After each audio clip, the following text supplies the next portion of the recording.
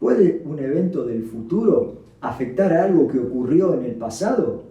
Bueno, de eso se trata la retrocausalidad.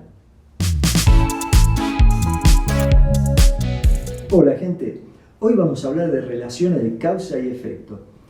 En física, todo efecto tiene su causa y la causa siempre es previa al efecto. Es decir, por ejemplo, nosotros queremos cruzar la calle. Esperamos y vemos que el semáforo se pone en verde. Cuando vemos que el semáforo se puso en verde, empezamos a cruzar la calle. El efecto sería comenzar a cruzar la calle. Pero la señal que nos indica que podemos comenzar a cruzar la calle es la luz verde del semáforo. Y esa luz tardó cierto tiempo en llegar desde el semáforo hasta nuestros ojos. Entonces, ¿qué pasa? Todos los fenómenos físicos se producen de modo que la causa o lo que los causa es anterior. Las señales vienen siempre del pasado. Así, por ejemplo, si escuchamos una bocina de un auto, por ejemplo, bueno, esa señal acústica vino del pasado. Nosotros entonces escuchamos la bocina en el futuro de la señal que se produjo en el pasado. Siempre hay un tiempo, un delay entre la causa y el efecto. Y las causas siempre están en el pasado. Pero ciertos fenómenos físicos son, digamos, de naturaleza un poco patológica, digamos. Como por ejemplo el entrelazamiento cuántico. Si dos partículas están entrelazadas cuánticamente, lo que le ocurre a una se ve reflejada instantáneamente en la otra.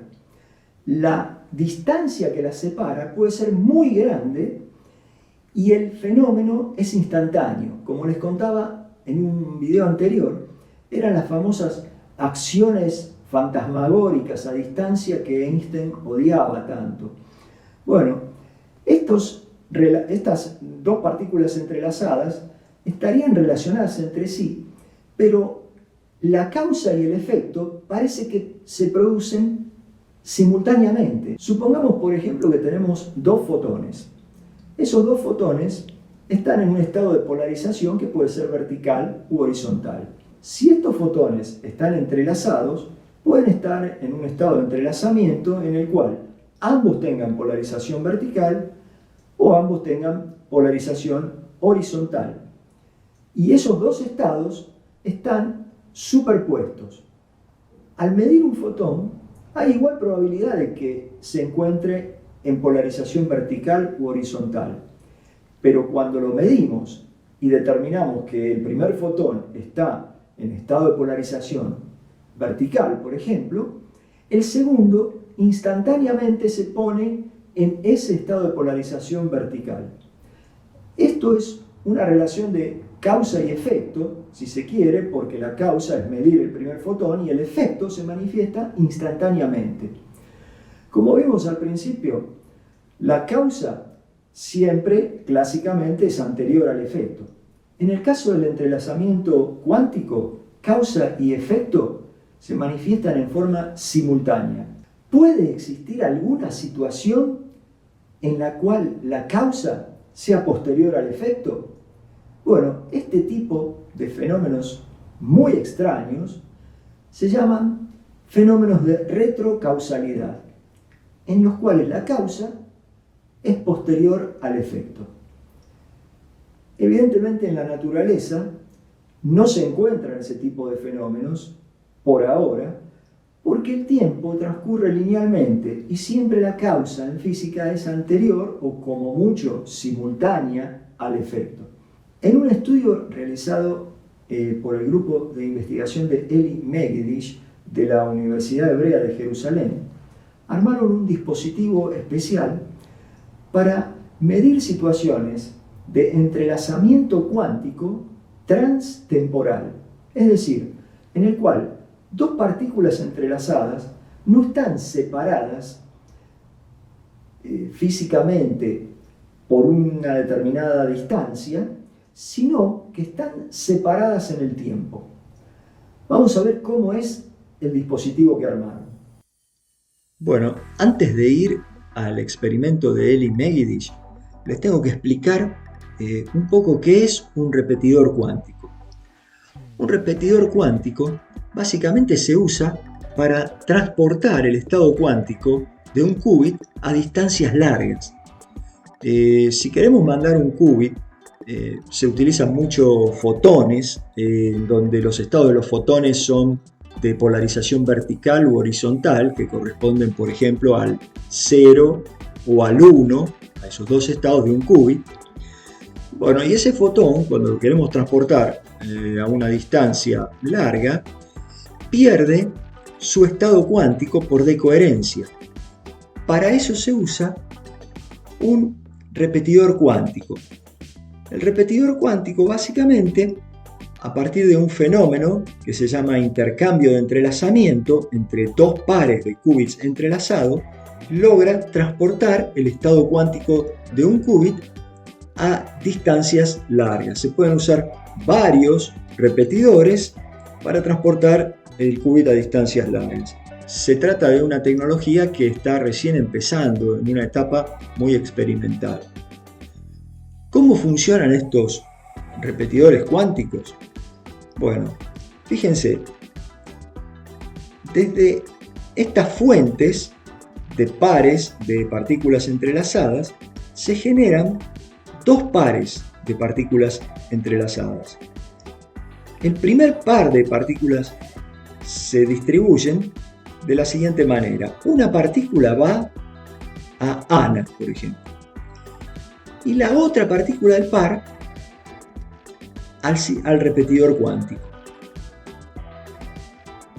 Desde este otro punto se genera también un par de partículas entrelazadas. Pueden ser, como ya les digo, por ejemplo, fotones en estado de polarización vertical u horizontal.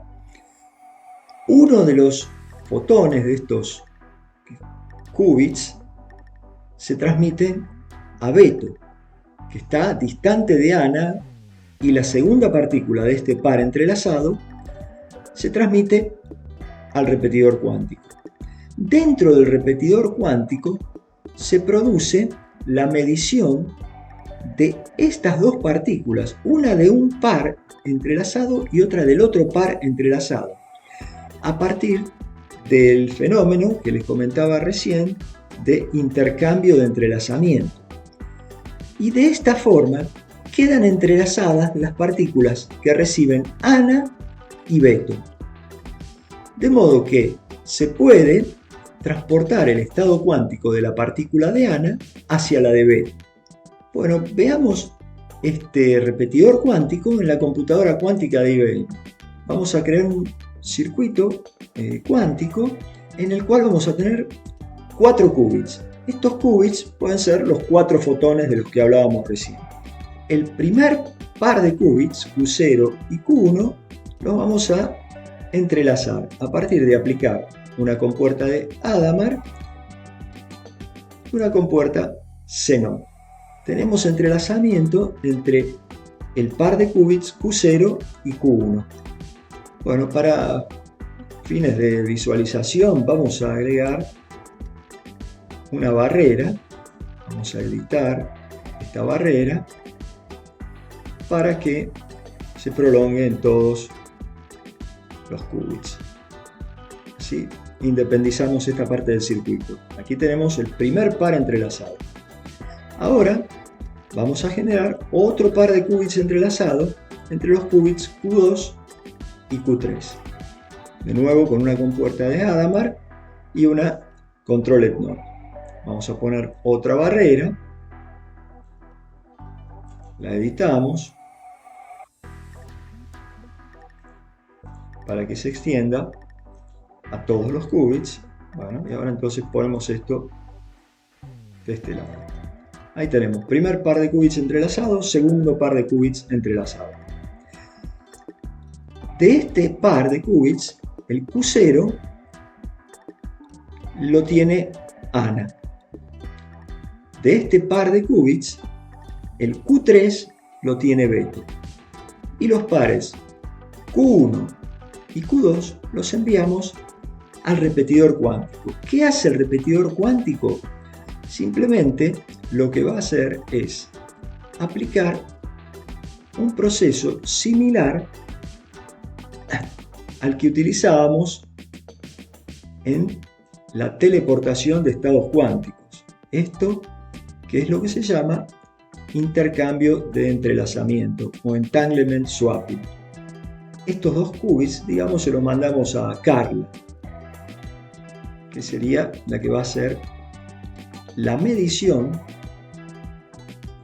de esos dos qubits intermedios. Y como pueden ver ahora, el qubit Q0 y el qubit Q3, o sea, el que tiene Ana y el que tiene Beto, quedaron entrelazados. Fíjense que cuando Q0 está en 0, Q3 está en 0.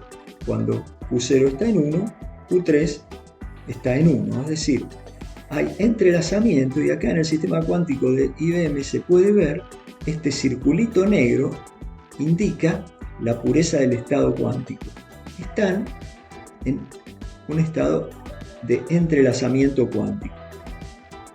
De esta forma, entonces, podemos transmitir el estado del qubit Q0 hacia el qubit Q3.